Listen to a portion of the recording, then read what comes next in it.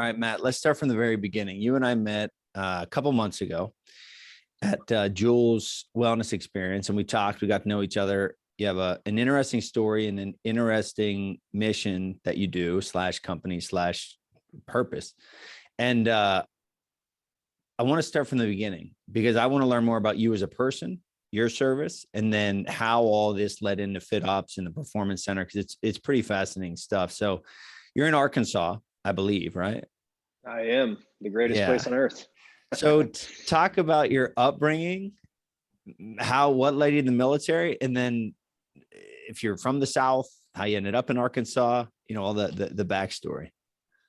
Well, I'm not from the South. I grew up in Nebraska, and I migrated my Australian wife to Arkansas, which is probably the greatest feat of anything I've done in my life. Getting an Australian girl to move from the coast to Arkansas. But I moved here about 3 months ago. Been coming back and forth to Bentonville for a few years. It's the home of Walmart. I've been doing business with Walmart for probably 10 years. But just fell in love with the area and largely the people that are here and what makes this community so special. And it's a really unique place with some unique people doing some really unique things. But backstory, I grew up in Nebraska, was an athlete, wrestled all through high school and planned on into college.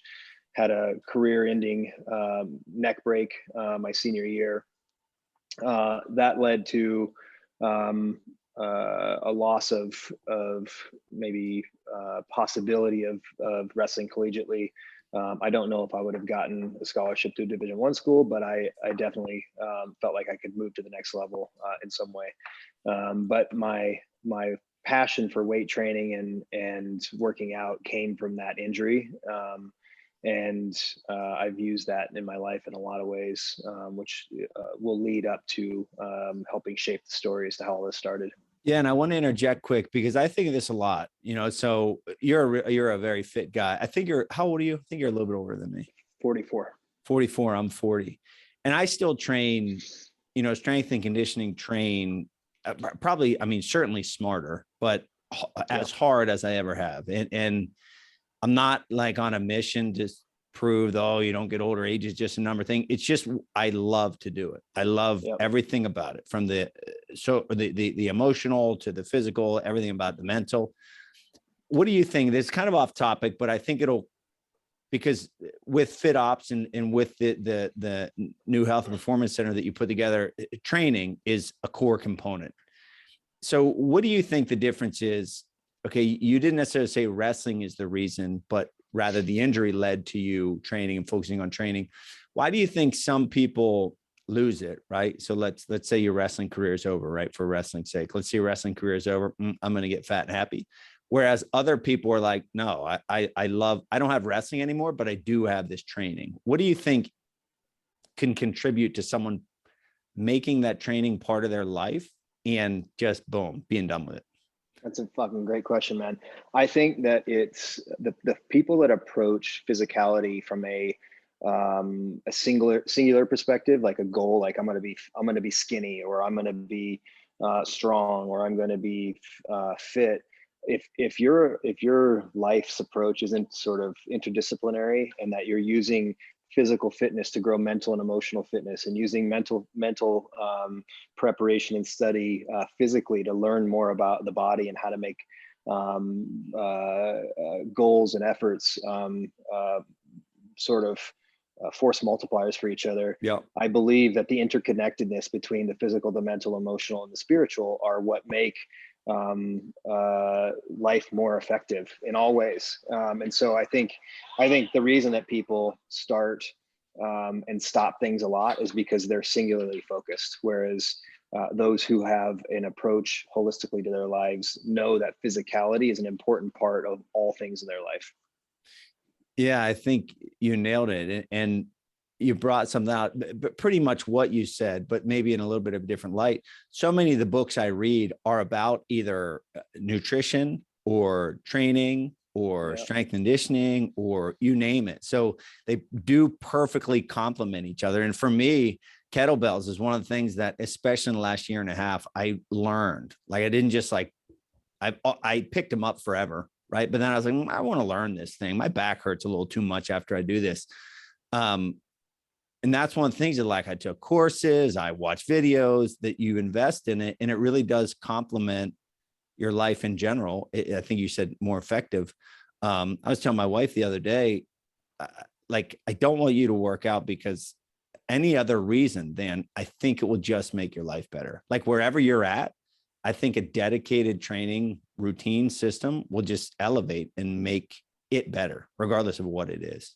Yeah, I mean, the best coaches in the world are the coaches that know how to approach you from a deeper level. So anybody can be a great clinician. I mean, not anybody, a lot of people can be a great clinician, but the coaches that know how to get inside of your head and inside of your heart to understand who you really are and what makes you go are the coaches that will connect those things together for you.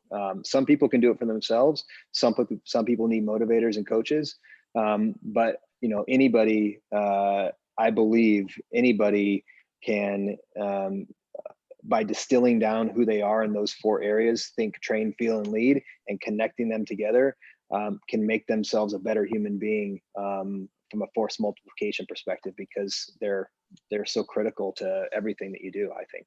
Yeah. And what Matt and I are talking about right now, we're going to circle back to, which serves a huge part of what he does with Fit Ops. But once you realize, hey, I'm not wrestling in college, you started training, where did your life go from there? I mean, I'm sure in the career you had a lot of injuries and stood at some crossroads where you were like, man, do I hang it up? I'm sure that happened a bunch of times for you.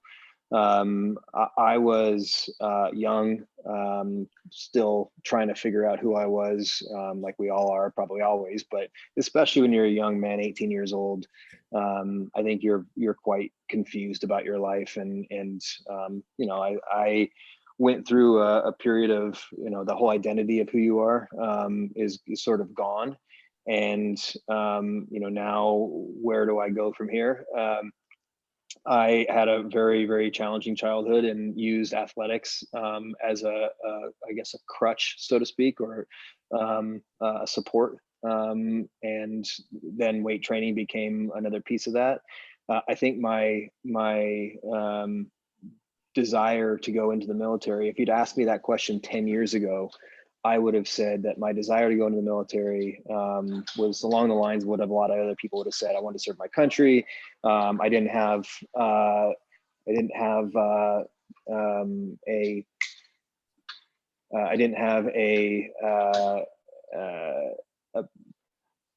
I didn't have a clear understanding of who I was yet to know why I was really called to serve.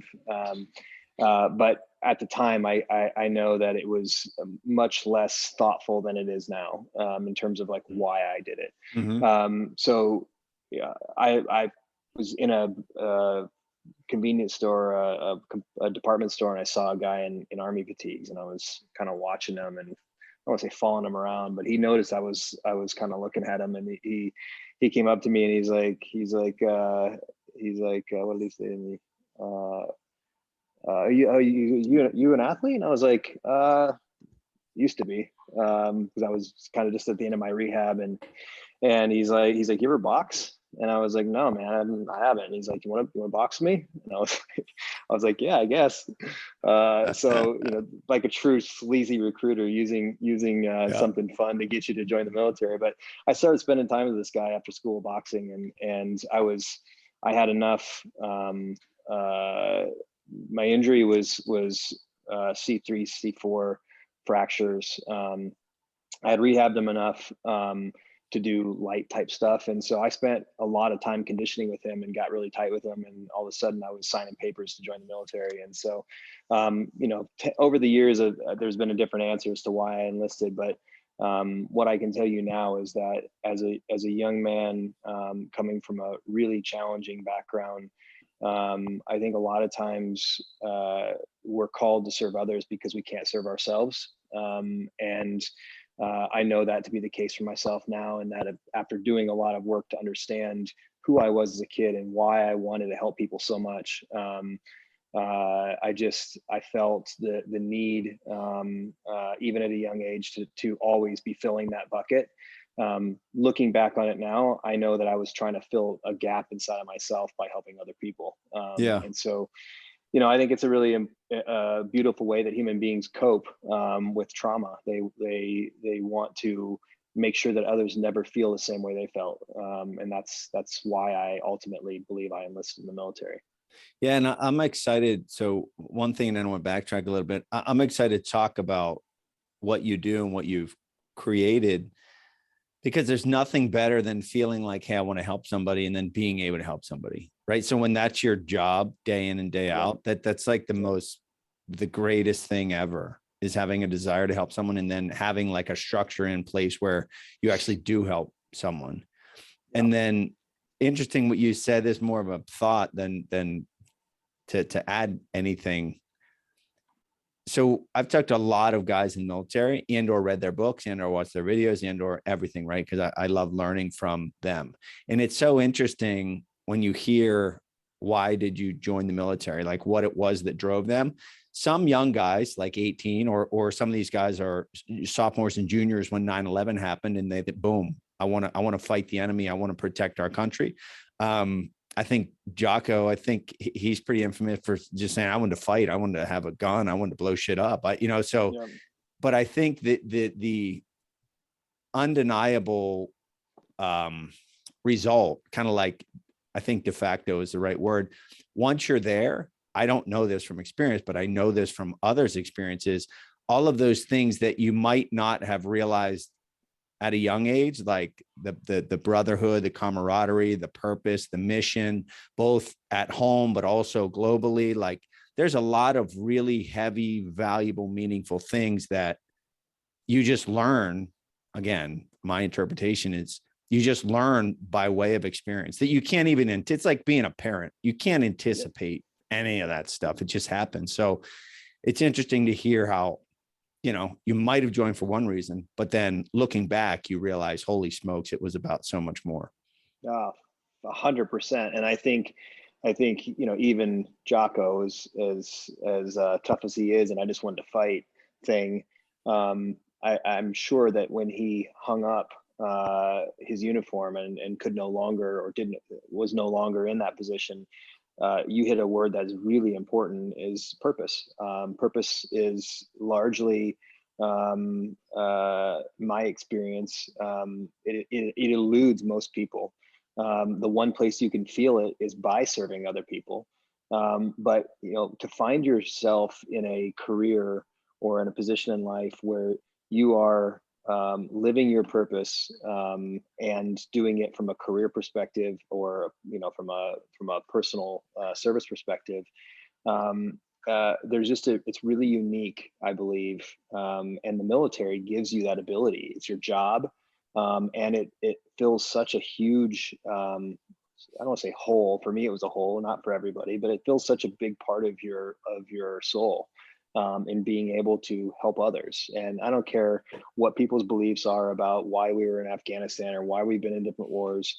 At the end of the day, the soldier is there to protect our democracy and to help oppressed people find their way to freedom. And it's, America is still the greatest country in the world, because of our value system and who we are and what we do. And it's made up of the people, not the politicians that talk about, why we're there, or why the media blasts out things about, what we should or shouldn't be doing. And I think that we as a country have come a long ways in how we treat veterans. But I think veterans have not come far enough in how they treat themselves. And one of the areas that I think is really important to talk about is, we fill everybody else's bucket up, but we empty our own over and over and over. And that's the difference between codependency in serving because it feels so good and you need it for yourself, and serving because others need it. And there's nothing wrong with feeling good from serving. You absolutely should. But if you require it as a human being to feel okay about yourself, that's not okay. Yeah. And I think that's the spot a lot of vets sit in, unfortunately.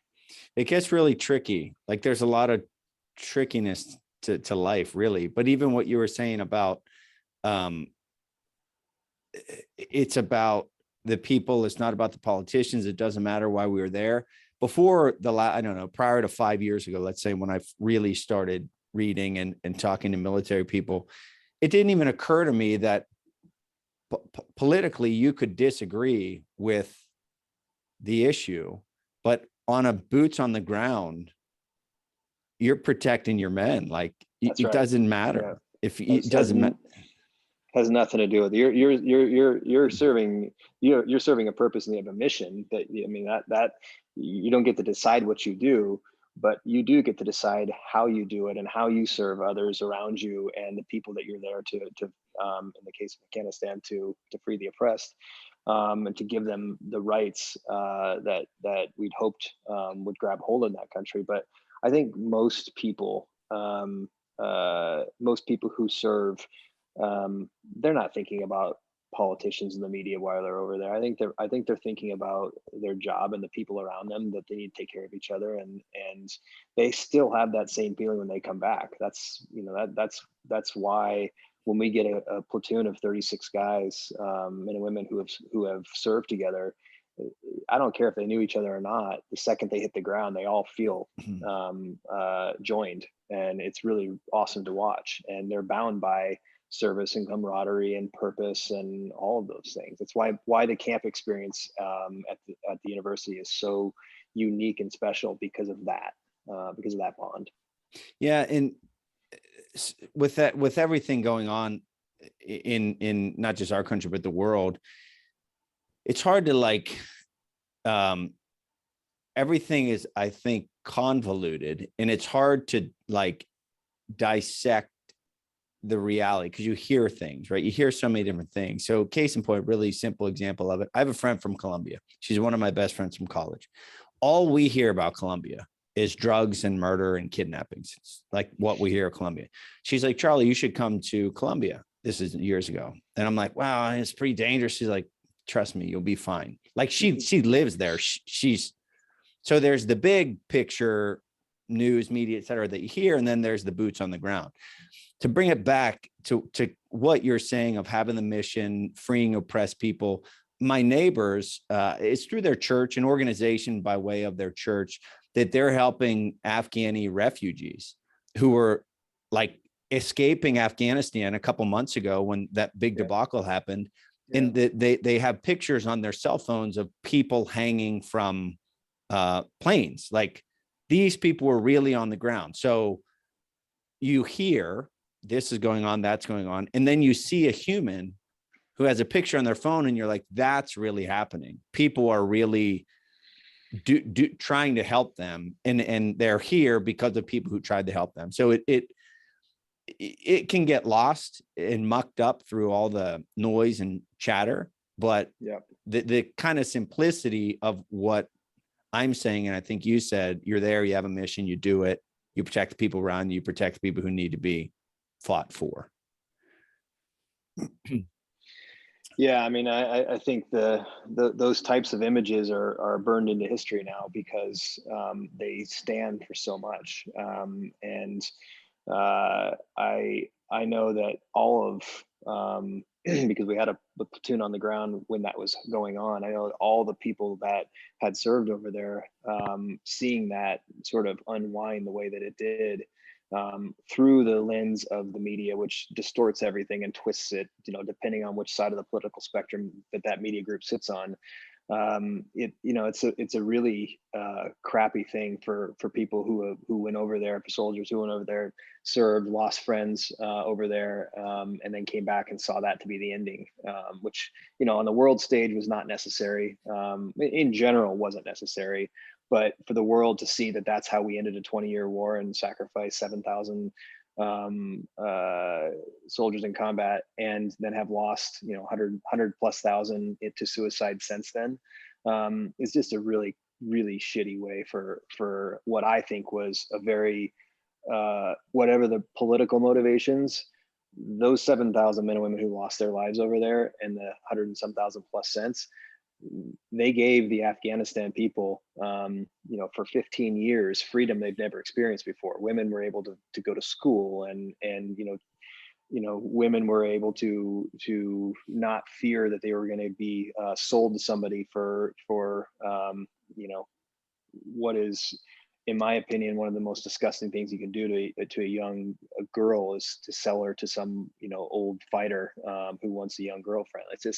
It's just disgusting. And to have the media now twisted up, and that's the punchline that we see at the end, like, oh, America lost another war, and look at this. No one's talking about the 15 years of freedom we gave, that those men and women who died over there sacrificed to give those people a view of what freedom and democracy looks like.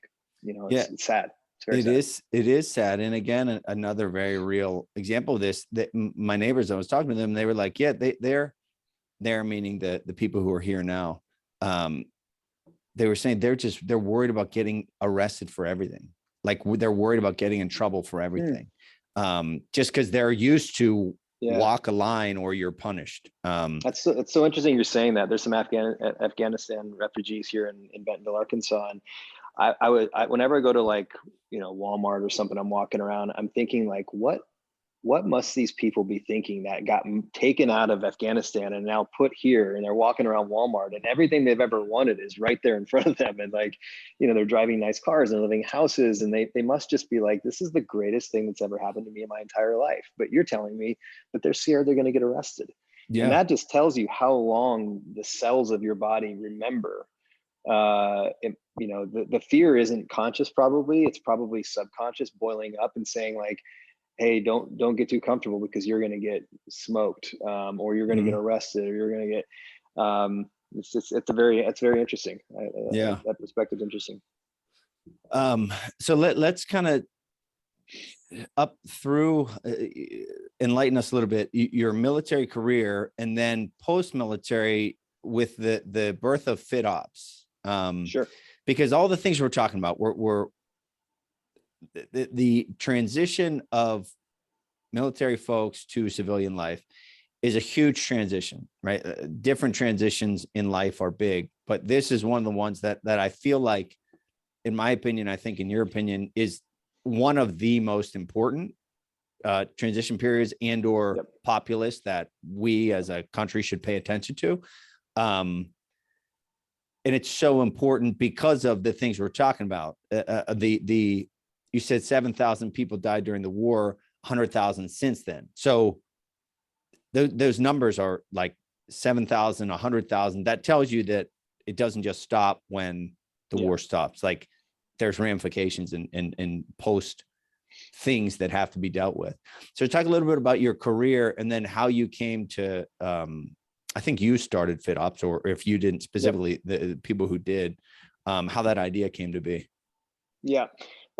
So in defining my career as a soldier, I would say I had a very uneventful, and I was probably one of the worst, from I won't say worst soldiers. I was a good soldier, but I was from a fit and culture perspective. My time in the military was uneventful, and from what I learned from it, personally, that I took into my life was unmeasurable and extremely meaningful in terms of just the foundations of a young man who didn't have a father growing up, and didn't have had a very traumatic childhood. Invaluable, and that's what created my connection, the deep connection that I have to serving others who have served. In terms of my transition out of the military, we weren't at war during that time. It was kind of in between Afghanistan, or in between the first Gulf War and the insertion into Iraq. My platoon, my unit got deployed right after I got out. Carried a lot of guilt around with me in the early years, and trying to understand why I felt so bad about it.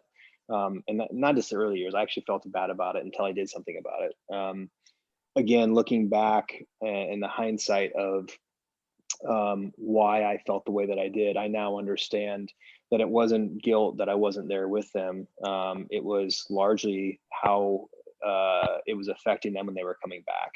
And I started hiring vets. We'll get into my business background here in a second, but what I noticed when I was hiring so many veterans is that the transition out of the military and the loss of purpose they felt when they took the uniform off. One, they didn't understand it.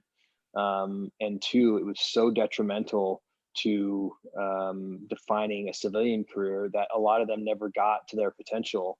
And unfortunately, we talk about the 100,000 plus, it's like more like 150,000. Ultimately met the end of a gun, and that was the best option for them because it was so challenging to navigate the combination of loss of purpose and this new confusing civilian life. Because my transition was, I don't want to say easier, but I didn't have the pressure of a bunch of deployments and the trauma that came with that for a lot of them. I got out, went to college, used my GI Bill, which is a phenomenal thing that the government offers soldiers and veterans. Used my GI Bill to go to school. While I was in school, spent a lot of time leaning on the 4 pillars of that I always talk about: think, train, feel, and lead, which are what it makes up the purpose blueprint, which is the center of gravity for the university and all the things that we teach. But I found, again, go back to what worked for me in the beginning and what you talked about works for you. I trained really hard. I focused on growing in those different areas. And ultimately, the recipe for the success of my life came from that time and creating a transition strategy, which I didn't mean to call it a transition strategy then because it wasn't one. It was more just like, I'm going to get by and with the tools that I have. And those tools for me have always been physically knowing who I am and what I want, intellectually understanding the knowledge and skills that I have. Emotionally, I think is probably my biggest journey as a man, is understanding who I am, what value I have, and then from a leadership perspective, defining your value system and knowing what that is and never compromising it for anybody, I think is a really critical part of transition, because you're going to find yourself with opportunities, both good and bad. And if you don't know how to look at them and weigh out whether or not you should do something or not, looking back at your value system and saying like, hey, I don't lie, I don't sell drugs, I don't do bad shit.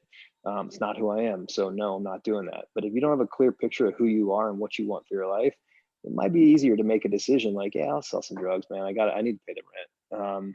And so, I've always just had this sort of 4 pillars of my life, and those have now turned into a transition strategy that's called the Purpose Blueprint that we use inside the university.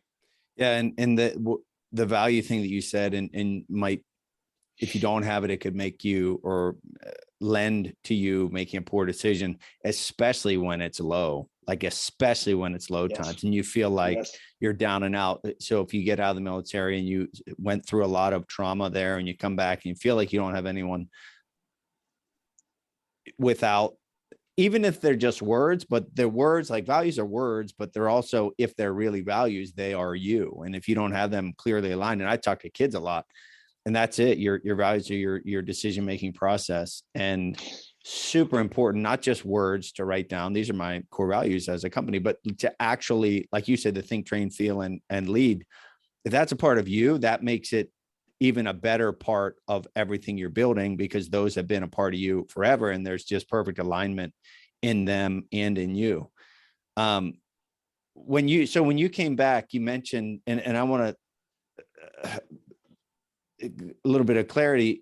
You said you didn't go through a lot, right? You came out of the military with not a lot of trauma and things that you had to deal with, but you were dealing with guilt of feeling like they have to deal with it and I don't. Is that correct? Yeah, I mean, I think that was my the guilt of the transition. I had my own trauma from my childhood, which was weighing heavily on me, and I think it could be compared to, a lot of men and women who come from these backgrounds. And let's be really clear about the enlisted population of the military. We're not talking about kids who have Ivy League college opportunities. We're talking about kids from middle America who maybe don't have a super clear picture of who they are and what they want. and maybe have come from some trauma. We're talking about inner city kids who have a lot of trauma in their background, and don't have any options. And, go serve your country and get free college is a pretty appealing thing. And they probably, I think around 9/11, all of us were riled up. I almost re-enlisted. I was like, I almost threw all my college away and my business away. And I was like, you know what, I feel so called right now. And I didn't. And I think every American felt that way. And that goes back just to who we are as a country. But when we talk about the people who join the military, a lot of these men and women come from backgrounds that are just tough. And that comes with some, I don't want to call it baggage, but it comes with some stuff you got to deal with. Unfortunately, especially while we're during times of conflict or war, you don't have time to deal with any of that stuff. And when you're in the active duty military, you're not dealing with your own stuff because you have such a rigorous schedule of training and preparing. Now layer combat deployments on top of it. These men and women, a lot of them were deployed multiple times over a 10-year period of time. And not only do they not deal with the stuff that most of us deal with when we're young and just growing up and going to college and starting our lives, they not only didn't deal with it, they were also adding more on top. And so what you have is, someone who's getting out, who's going through the transition, and in their mind, they're like, "Hey, I'm ready to get out. I really loved serving my country, but I'm ready to do something else." And they think that they're prepared for it. And the problem is that they're not prepared for the transition. One, because we as a country don't do a good job of preparing them from just a nuts and bolts perspective, but emotionally, they have no idea what's waiting for them. And what's waiting for them is Pandora's box of their life. When you get out of the military and that structure is gone, you're now working on, trying to figure out who am I, what am I, how am I going to pay the bills? What job am I going to do? How do I matter? Those are all big, huge questions to answer. But on top of that, all of this trauma starts coming out because what we do really well is teach people how to compartmentalize trauma. And it doesn't matter if you've served in the military. I'm sure in your life, in some way, you've compartmentalized something that happened to you and not dealt with it, and it comes back usually in full force with some extra stuff with it later if you don't deal with it. That'll show up in the form of anxiety. If you're a listener out there that you have anxiety you don't understand, look back in your past and try to understand where your traumas are. You'll probably figure out some of the source of anxiety. But human beings are just good at compartmentalizing. It's a skill that we have. It's a survival skill that we have. But if we're going to become a healthier society, we have to start opening up and talking more and letting this shit out. And for men especially, it's really hard because that means vulnerability.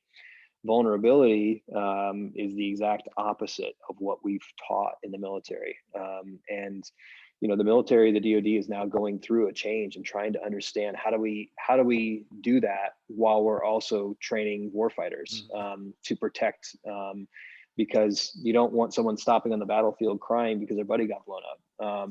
And thankfully, we as human beings just aren't built that way, especially soldiers who are trained with repetitive training. But we downrange is different than back home, and we need to figure out how to create spaces for men and women to open up and let their stuff out even while they're serving. And the university was built for veterans who need to do that, and for active duty military who are not able to do it while serving within the sort of constraints of that structure. Yeah. To go back 2 or 3 minutes, what you said, whenever you guys come out of the military, dealing with things you have to deal with, also is like, where are my friends? Where are my brothers? Yeah. Where are my comrades? Where are the people that I'm going to spend my time with? Because the best friend, I have my wife, my kids, occasionally I see my neighbors, I talk to my buddies texting, but we rarely get together because I have my life. So when your life was that group and then it's not, even your best friends, you're not going to see them a lot because they have their lives and they're moving forward. And it's like the churn of daily life. So that's a huge hole also. And that's why, you know, what you're doing, what Team Red, White, and Blue does, that's why, you know, these organizations are so important, because that's such a huge, the social connection is such a huge component that goes missing. Yeah, Sebastian Younger wrote, Tribe, and talked about the importance of having that. When you're in the military, you're literally living with these people. You see them, every day, all day. When you're deployed with them, you're 24 hours a day with them. You're protecting each other out on mission. It's a very different life than when you come home. You talk about friends. A lot of them, their friends have either moved on, or they don't recognize their friends from the past, because that's just not who they are anymore. And thankfully, for a lot of these people that come from inner cities, they don't want that life anymore. But that's what's there. And so back to value system, you get out of the military, you go back home, and all of a sudden you're hanging out with the same people who were largely the people you ran away from when you went into the military. And it's just what you know. And you go to the tribe that you have, and if you don't have, you'll find one. But unfortunately, a lot of times opportunities are not vast for the enlisted population of the military. So you get out, you don't know what job you're going to do. If you're a door kicker in the military, there's not really a job for that other than being a cop. And it's not a great option these days in our country, unfortunately. So I think a lot of these guys just get lost. I talk about this sort of death funnel, and I'm really trying as an organization in general to move away from pitying veterans, because that's not what veterans want. It's not what they need. I have never been built to pity people anyway, but I think our whole country has been sort of taught to pity veterans through all these nonprofits who are, making you feel sorry for them. Like, oh, this veteran was deployed and he's all messed up. And, it's sad, because it's sad that it took that to get a country to get behind celebrating people who have put their lives on hold to serve other people. And I think that's what it is. Yeah. And I think it's a lack of knowledge or education or Totally. something. I feel bad for like any of you guys. I have crazy respect, because when you start like you take an average kid, right? So off the top of my head on this show before, Matt Bradford, Travis Mills, right? Two guys who Matt lost his legs in his vision. Travis was the 5th quadruple amputee from war in Iraq. So these are, I forget, I think Travis from New England, but they're small town, just 18, want to defend our country. And then they deal with this stuff, and you talk to them, you realize, oh my gosh, I never knew that. I can't imagine that. As a civilian, you're thinking that. So it turns from any sort of pity to, holy smokes, like put them on a pedestal. And it really is just a lack. And it probably is because it's uncomfortable to hear full stories. I know I felt guilty at different times talking and hearing these stories and thinking, oh, like I'm complaining about freaking, I don't even know what, and hear these guys, lose all of their limbs in a war. And so it makes you kind of feel shitty about me sometimes, right? For complaining about stuff I complain about. So it's like a lack of knowledge and education. I think that if people were more knowledgeable and heard stories and paid attention more, it would turn to esteem and respect. Certainly. Instead of pity. Yeah, I think it's a combination of what you just said, and there's 45,000 veteran nonprofits in the country. So think about the number of sound bites of what's the easiest way to raise money, make people feel sorry for other people. So it's basically, we've created it's not the civilian population's fault for wanting to give. It's actually the way that nonprofits raise money, and it's not really their fault, because they're using the easiest way of raising money so they can help the most people. So it's just, I think it's a misunderstanding, an unintended consequence of the way that we market it. Thankfully, we're not in Vietnam anywhere. People aren't throwing eggs and tomatoes at soldiers who are coming back home from fighting. By the way, that war, relative to this war, we lost 7,000 in 20 years. Vietnam was, I can't even imagine what those guys came back from. That being said, I will say that one of the good side effects of war and service is and I think in life in general, anytime you've been down and I don't say down and out, but up against challenge, which is pretty constant when you're in that kinetic war situation. Anytime you've been in that situation and rose out of it, you've always gotten stronger. And for the majority of veterans coming home, they've used the struggle to become more successful. And that's, I think, part of why you see veterans thrive in when they do get into a good situation, meaning they have the right support and resources, they turn into phenomenal employees. A lot of them are entrepreneurs and business leaders in our country. And so, you know, one of my goals is to reframe the way our country sees the veteran population, which we can talk about later. And once we've done that, I believe that some of the pity will go away, and there'll be a lot bigger appetite for bringing these folks into companies and into your life, which I think, back to what I said earlier about the best coaches in the world are the coaches that can understand you from an emotional level. Well, think about those who are empathetic for others and want to serve people. They're one of the best traits they have is empathy. They understand, and we're combining empathy and the resources of coaches and training them to be able to train other people. And so, you know, I think that's why it's such a unique combination of person and industry or job. I've seen it work over and over and over. We've got about 400 graduates now. And I know that whether it's in coaching or in some service-oriented business, if you get out of the military and you built part of or a lot of your career around serving other people, and you think you're going to get out and go into a sort of meaningless job that doesn't serve people, you're going to feel a hole inside. And so I'm really focused on helping veterans find meaningful service in their next career, where they can actually feel like they're making a difference.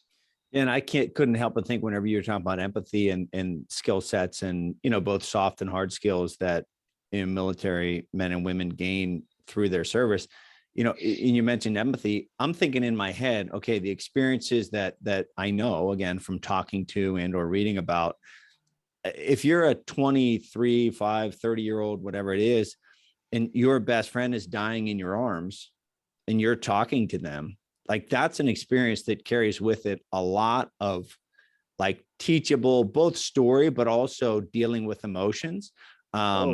Telling a parent that their kid died in an explosion or was accidentally, you know, caught in fire and is dead. Like this stuff people don't want to talk about. And I don't have experience dealing with. So those are just a couple examples of how you can utilize those skills to talk to maybe a kid dealing with loss, maybe a parent who lost a child, maybe, you know, any sort of social service. You have this kind of toolkit to utilize in civilian world, which is very purposeful, which kind of leads to the purpose of what you're doing is to provide those the training and then segue into opportunities that keep up that purpose and fulfillment internally. Yeah. 100%. It's I believe if you look at the sort of death funnel of how a veteran gets into the suicide funnel, loss of purpose is at the top, loss of camaraderie, family, the feeling of unit, drugs, alcohol, hopelessness, loss of career, which leads to often to loss of relationships and family, which may lead to loss of ability to provide yourself for yourself. And, you know, down at the bottom, unfortunately, is where we see 22 vets a day killing themselves because they get into that cycle and they can't stop it. And, you know, for those of us who've gotten to the bottom, I've been there and have been able to find a way out. It's much easier if along the way you have a strategy to never find yourself at the bottom. And so I'm trying to build a programs and campuses that never allow that funnel to start, because we're addressing purpose at the top. We're giving them a new tribe. Our alumni program supports our graduates with counseling, therapy, mentorship, entrepreneurship opportunities, plane tickets to come back if you ever get one of those spots. It's sort of like, I would compare it to like taking, if you go to Harvard or Yale or something, you have all of the support you can imagine from all the prior graduates. I want men and women who have come from the enlisted population of the military, not from academies. We'll take academy guys as well, but they usually have a pretty big network. I want them to have the same kind of network to support them so that they never get into that funnel. And if they do, they've got a buddy who's watching and pulls them right out of it and says, go back to the University of Health and Performance and go through some new career education and get yourself reset. Every one of our graduates has to do something before they leave, which is write their purpose blueprint. And that's define who they are in those 4 categories of think, train, feel, and lead. And whether they want to be a personal trainer or not, or be a nutritionist or a coach, does not matter. Phase 1 is all about defining purpose. And to define your purpose, understanding who you are in those 4 areas and setting goals, what I want for my body, what I want for my brain, how do my emotions interact with myself? How do I lead myself and lead others? Is the 4th one in leadership. Defining who you are in those 4 areas, even if you don't know what your purpose is after that, if you live your life in that direction, either you'll find it or it will find you. And that is a non-negotiable. Every single student has to define that or they can't graduate.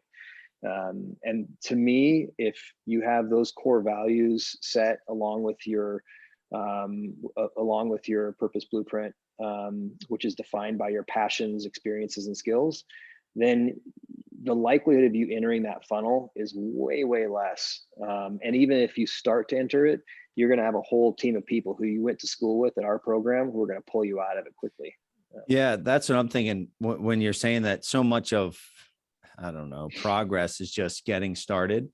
And you had said that, you don't have to be a trainer or a nutritionist or a coach, et cetera, but just being there, just by default, you're there, boom, you now are connected to everyone who's part of the organization. You're now around the people. So you automatically just are better off than where you were prior to starting that process, regardless of where it turns out. So to segue to FitOps and the university. So I remember when you were telling me about this, I was thinking the same thing that I was thinking when I was trying to understand Jules Inspiring Children Foundation. I was like, wait, so is there actually a building? Like, is it a building? And I was asking you that, and you were telling me what it's going to be.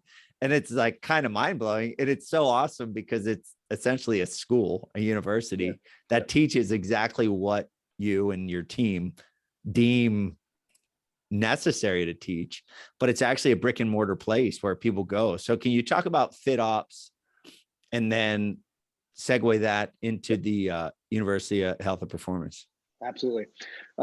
So early on, when I started thinking about how do we create something, a program, a place to help veterans transition and not get lost, personal training and the careers of coaching came sort of after the idea of what do they need transitioning. And when I looked at the data and we talk about the death funnel, I basically built something or my team did, that filled the gaps at every level. So, purpose, team and camaraderie, opportunity, support, all of that, then that led to like, okay, how do we create a program that or career path, and we call them avatars now.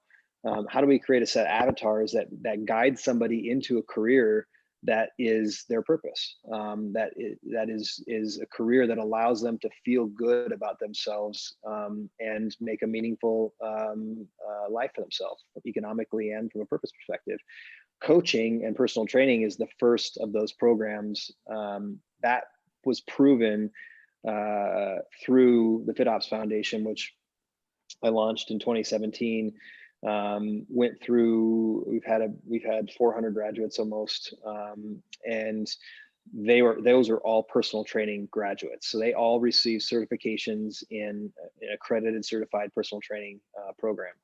They lived on the camp for about 2 weeks, and we beat the crap out of them physically, got their bodies conditioned, invested in them intellectually, taught them biology, physiology, anatomy, how to write a resume, how to interview for a job, how to find clients, how to market yourself. We at night have a process called the Circle of Tears. They sit around a circle and they open up, they share. I usually go first. It's one vet per night. And what I want them to see for me is, most of them know my history in business and that I started this foundation. And so they're like, man, I want to do what you did. So what I get up there and do is bawl my eyes out in front of them and let them see what vulnerability really looks like, and that it actually means strength, not weakness. There's nothing you could do that perceives strength more than be vulnerable in front of somebody else and be comfortable doing it. And for a lot of these guys, they actually looked at that as weakness because that's been sort of beaten into them for so long, and they beat it into themselves, especially men. But at night we open up and we share, and it always ends in the whole platoon crying and hugging each other. And I get goosebumps talking about it. I've been doing it for 4 years. It's just an incredible experience that is hard to explain, but is so meaningful. And then we spend time defining their values. And that first program and the concept of it, I probably had maybe 2 or 3 classes deep and maybe 50 to 100 graduates. And I realized that in order to make this, one, it was the concept of pulling together these 4 things that have led my life, my entire life. And I've been successful because of them, even despite my own challenges and traumas and all that stuff. I realized that in order to do this the way I wanted to, I was going to need a big facility. We've got 18 million vets in the population, roughly 350,000 transitioning every year, 22 vets a day killing themselves, 150,000 vets have died since the global war on terror started. It's an epidemic. It's a huge problem. And we've been throwing money at it from the DoD side, from the VA side, 40,000 veteran nonprofits. It's not getting better. It's actually getting worse. And I believe it's getting worse because people just don't really understand the complexity of it. All those things we talked about: purpose, community, opportunities, pride, pity, suicide. That's a really complex subject. I think what we've done is built a model that allows the veteran, one, to go through the program because they earned it. They don't have to pay for it, they earned it. Two, to go through something that has all of the right structure to give them a strategy to live their life from, not a handout. Again, they earned it. And a system of support, a team, a tribe, to keep them supported along that journey. Because no matter who you are, I don't care who you are, you struggle. And if you don't have a team around you to help you when you struggle, at some point you're going to fall down. And so I believe that this is a holistic, again, interdisciplinary structure and strategy that allows us to not only help them, but it actually puts resources in their hands to go out and help others once they're through the most challenging part of their life. So we're not just serving one person, we're giving them the tools to serve themselves and then go out and serve others in the exact same way. So is the university a home for FitOps and then some? It is. So FitOps was we'll call a pilot, a test to see how effective this would be. Myself and John Cena put most of the money into it to prove the concept. Unscalable from it's expensive to put somebody through the program. We can't keep raising money to do it. So I created one. When the pandemic started about 2 years ago, I sat down and wrote a book, which my team and I will publish within the next year, probably. And that book is called The Purpose Blueprint. And its pillars are think, train, feel, and lead. And that is the nucleus that everything we teach on the university campus comes from. I don't care if you're there studying to be a personal trainer, or to be a chef, or to be a yoga teacher, or a nutritionist, you're always going to be studying in 4 quadrants: think, train, feel, and lead. And because of that, we divide their time up in all 4 of those quadrants, and we have specific educators that are designed to lead those areas of education specifically based on their qualifications as a educator. So not only is the curriculum think, train, feel, and lead, the instructors are think, train, feel, and lead. We have heads of education in strength conditioning. We have educations in psychology. We have educations leads in just in education and how to teach. Mm-hmm. And then those 3 leaders, think, train, and feel, they work together to help the student develop their leadership platform. And then the campus, you talked about physical structures, the campus is actually built in that same exact way: think, train, feel, and lead. You'll be in an area that is, maybe it's a learning area, so it's a think area, but let's say that our platoon leader has the guys out on the morning run, and they're in their run, they're learning about empathy, or they're learning about discipline, or they're learning about, so we're using physicality to grow mental and emotional awareness. Let's say that same group's running, they get to the top of a hill and there's a beautiful tree, and they're looking at the tree, and maybe the coach is talking to them about the significance of stopping and looking at things in your life, and valuing and being grateful for things that you have versus focusing on the areas that you're struggling. So the whole campus, which is 500 acres, it's on a Spavinaw River. There's 150 bald eagles that call home to this place. It's a mecca. It is an absolute,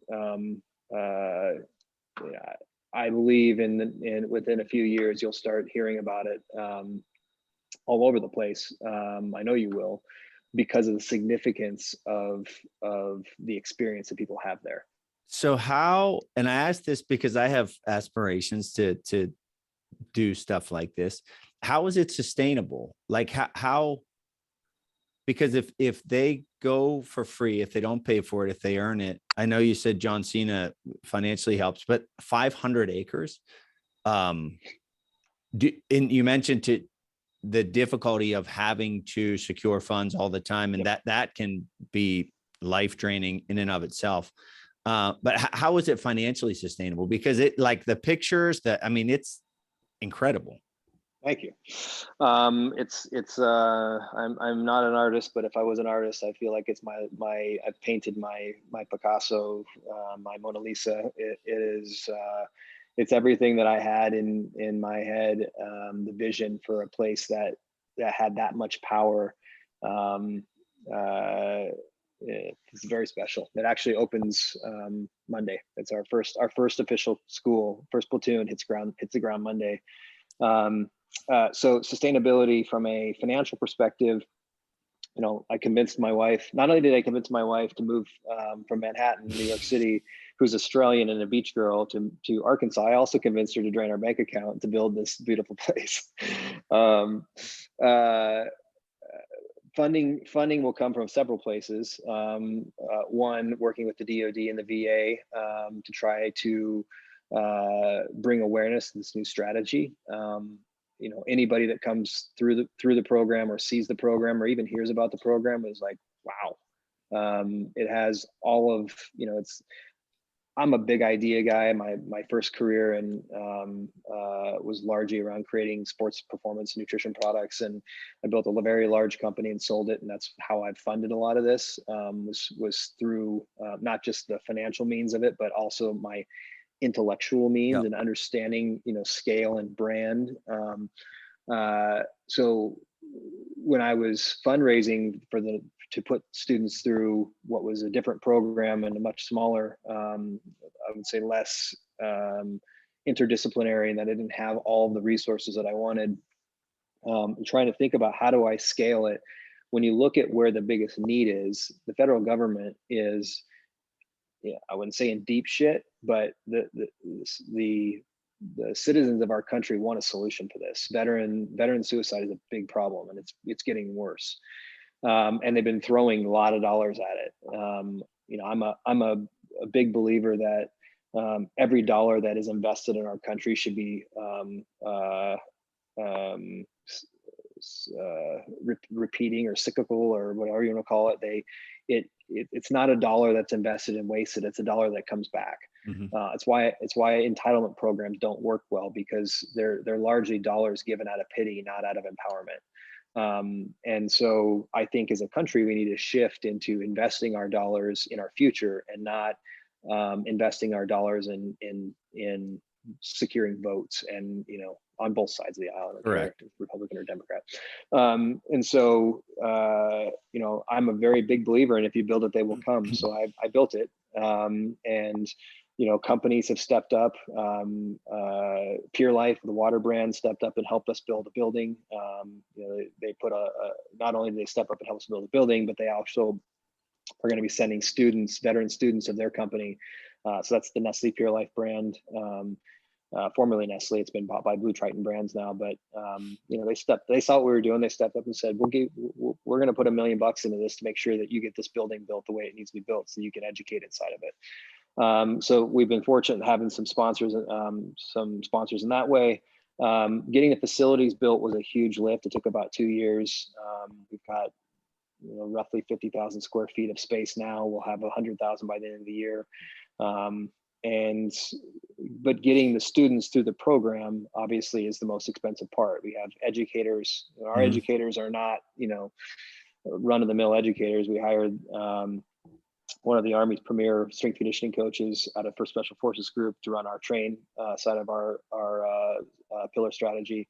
A guy named Ben Frakely from the Blue Jays, who was formerly at the Ranger Regiment as a mental performance psychologist. And currently working on filling our lead education role with a master's PhD level educator. The goal is for every 36 students, we will have three educators that live with them basically for the whole time. And then we have the support staff, chefs, groundskeepers, all that kind of stuff. So how's all that funded? Through grants, through the DoD and the VA, transition strategy dollars. There's a lot of money being poured into mental and emotional health on the side of the VA. None of that is what I would say is funded for in a forever strategy. We're meeting with DoD folks, generals. We're briefing politicians. We briefed the Secretary of the VA recently on our program, what we're doing, and we believe that we're going to have the support that we need to scale this. This campus will hold about 15,000 per year. They live there for a month. They train, they set their strategy, they go home, they live it, they come back for more education as they need it.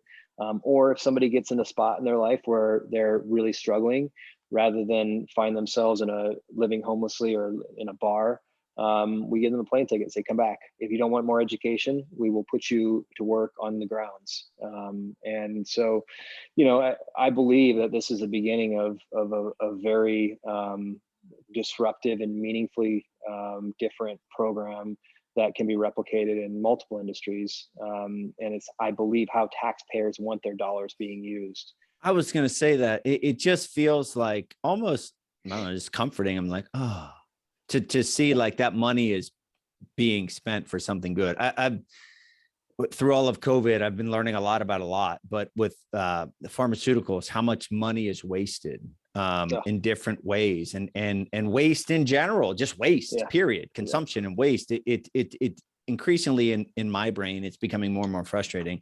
So whenever you're talking like this, I'm like, oh, that's awesome, because this abundance of money that's being given, at least in part, is being given to a really valuable, incredible thing in what you're creating. It sounds awesome. Honest to goodness, it sounds like my fantasy of what I want to create. So it's just you'll have to come out and spend a night on camp, and it's the vet's decision whether or not they want somebody from the outside sitting in and listening to their stories. But 9 out of 10 times they're willing to do it. And I mean, it's a utopia for a guy like you who leads their life with physicality and who is knowledge driven. You have books all behind you, and I can see that you're a well-studied guy. So when you're able to take all the things that you love, pursuit of knowledge, pursuit of physicality, emotion. One of the things that John Cena taught me that I think is more valuable than anything else is the study of vulnerability. And no one really knows this about him, but he's a huge Brene Brown fan. My own pursuit of understanding myself was part of what built this program.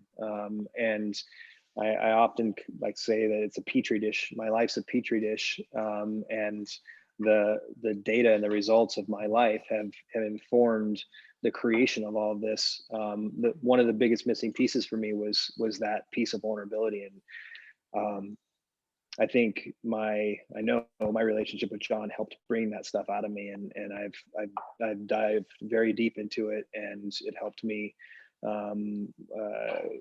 grow in ways that I hadn't grown yet, and have now. Our team is taking that and putting it into the program, and making sure that we give everybody the opportunity to open up as much as possible by showing them what that looks like, and that it is a strength to be vulnerable, not a weakness.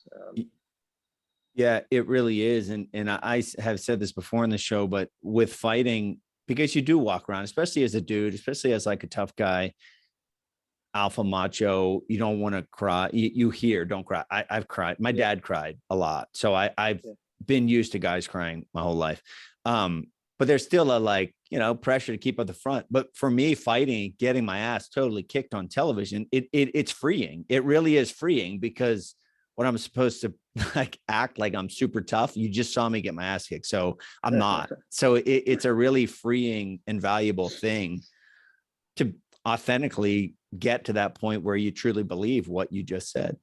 That's really interesting, Charlie. I think about a fighter, and I've never been a guy that I've never been a guy that fights a lot, but I do remember one time in particular, I got in a fight in high school, and I wasn't scared, but I was a really good wrestler. So a wrestler can always find ways to win. But this is a tough dude, and he talks so much shit, and I beat the hell out of him. And when you think about how that person who's defined their whole life around being tough has to come back from that, I didn't care. I'm not using it as an example for my own toughness. I'm saying I remember watching the shame on that guy's face, because he wasn't capable of being vulnerable. Yeah. And for you doing it on the UFC on TV, I can't even imagine what it's like for somebody who doesn't have that ability to be vulnerable and to be like, yeah, I got my ass kicked and whatever. But if you built your whole brand around being a tough guy, the complexity of being vulnerable to be weak / strong is a really unique thing that I've never really thought about before. Having you say it is really, it's interesting. Yeah. And the alpha chimp one day is not the alpha chimp. Like it ends. Yeah. So you've got to reconcile that and find a way to be okay with it. Or I'm not going to say you end up in a bad place, but it will be a real difficult time when your time of tough is over. Cause it is. Cause as Rocky says, time's undefeated. It's just a part of life. Last question I have for you. How do you strike up a conversation with John Cena? Because I imagine he's not a guy you can just like, hey, John, can you shoot me a message? No, he's an intense man. And my first discussion with him was, I remember like it was yesterday, and it was over breakfast. We had a mutual friend who introduced us, but he did not approach it like a mutual friend introduced us. He approached it like, my time is very limited. What do you want? What can I do for you? And sort of maybe a Jocko Willink way, but without the little smile at the end. John's a very, very serious dude.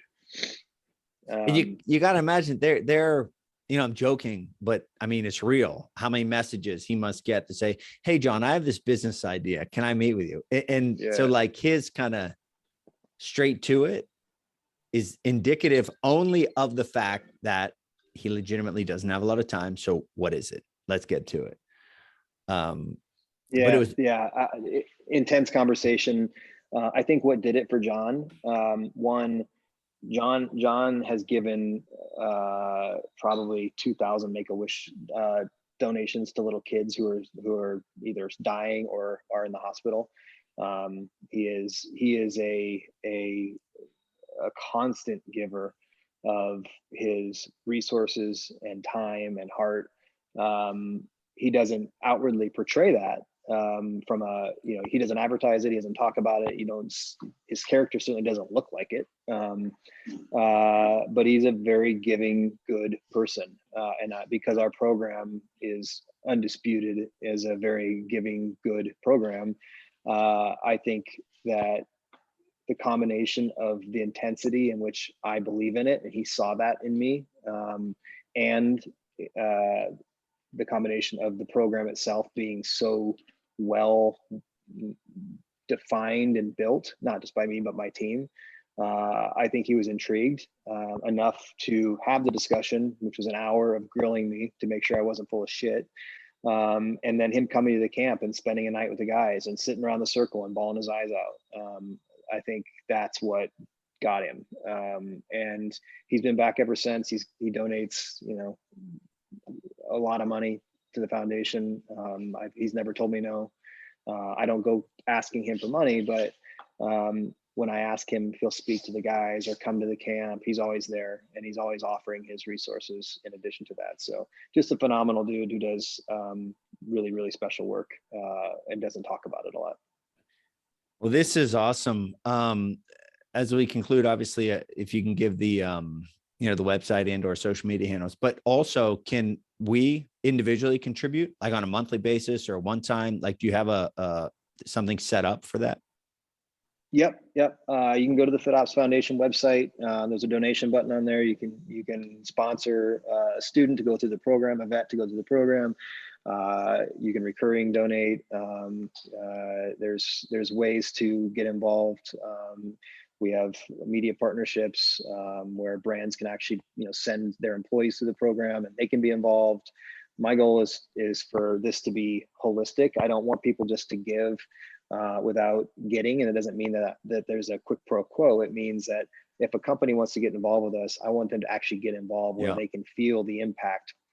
Put one of our trainers through the program, our vets through the program, and then hire that vet to be a coach within your organization. Things like that are really effective way. So you can go to fitops.org, fitops.org, and learn about how to support that way. And then if you want to learn about the university and how we educate, you can go to university-hp.com. There's images and videos and curriculum. You can check out our educators at that website. And if you want to get involved in a deeper way, there's also a contact link on there where you can just hit contact and shoot us an email and tell us how you want to be involved. Perfect, man. Well, it is certainly on my radar in the not so distant future to come down. Love to have you. You might not want to leave. I know. I don't know if I'll convince my wife to move away from her home. So well, we'll get you down there, and maybe we can do a podcast with one of our graduates at some point from the camp. Cool. I would love it. And I'm actually going to reach out to Bobby. I talked to him a little bit since you and I talked over the summer, but I will say this. I did watch the video. I don't know which website it's on, the university or the FitOps, but it's a really solid video. So I'll mention that again in the outro, but people, if you want to get more information, I'll give you those websites again. What's your Instagram? Both it's FitOps. Yeah. So FitOps, FITOPS is the Instagram handle. And then same thing, university -HP is the IG handle. Perfect, man. Well, I appreciate your time and it's been awesome, Matt. Thank you. Charlie, brother. Thank you so much. Appreciate it.